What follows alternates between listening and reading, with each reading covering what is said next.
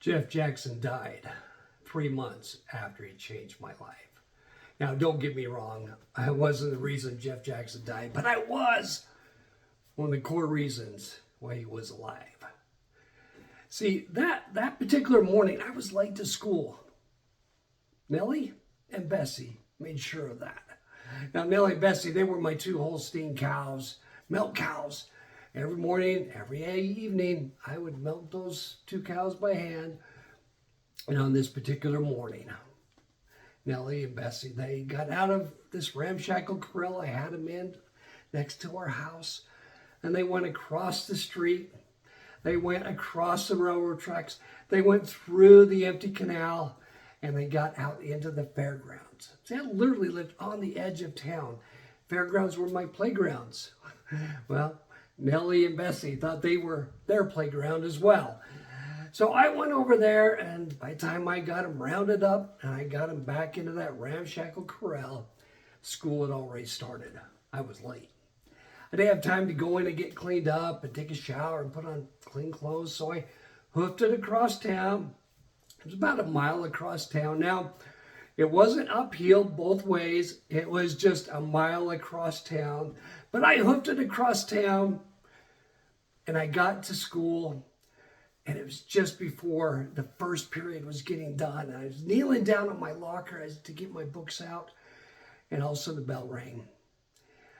And what happens when a bell rings in high school? Yep. Hallways flood with kids, even in our small high school, Richfield, Utah. Hallways flooded with kids. I remember thinking, please don't see me. Please don't smell me. Because I knew I had cow crap on my boots and on the bottom of my jeans. And all of a sudden, everyone just stopped around me. And I knew my worst fear had happened. And all of a sudden, I hear this big booming voice say, "Hey, Les, how are you?" And I turn around and look up, and there's J.J., Jeff Jackson. I didn't know Jeff, at least not personally. Everyone knew him. He was the most popular kid in school, but I didn't know him. He didn't know me, at least I didn't think so. But that day proved otherwise. Well, 3 months later, Jeff died. You see, that day I saw him, he was on crutches. He had leukemia. And leukemia got the best of him. And I remember when I went to his funeral, his mother, lovely Ruth Jackson, she asked me, "Did you know Jeff?"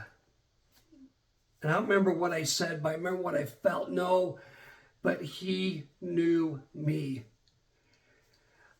I spent my life trying to honor that gift that JJ gave me because he saw me. I started to realize other people saw me too. Teachers saw me, other kids saw me, my parents saw me, God saw me. And if Jeff could see me, then they could see me. So what is it that made Jeff see me? Well, one, I think he knew who he was. He had purpose in life. He knew that he mattered. He just naturally saw other people. 3, he just naturally loved other people, just as they were. He loved me. He didn't know me, but he loved me just because I was. Can we be like JJ? Well, I think we can. Do we have purpose in our life? Do we know that we matter? Can we see other people? Can we see the invisible ones like I was? Can we be like JJ and do little things that show that we see you? We care about you. And the magic one, we love you. We love you. I don't even have to know you to know that I love you. And that's the greatest gift, I think. When we see other people and they know that we love them just as we are, even if we're not their friend, they can just love us as we are. My friends, let's be like JJ, be like Jeff Jackson, and change the world around you. Thank you.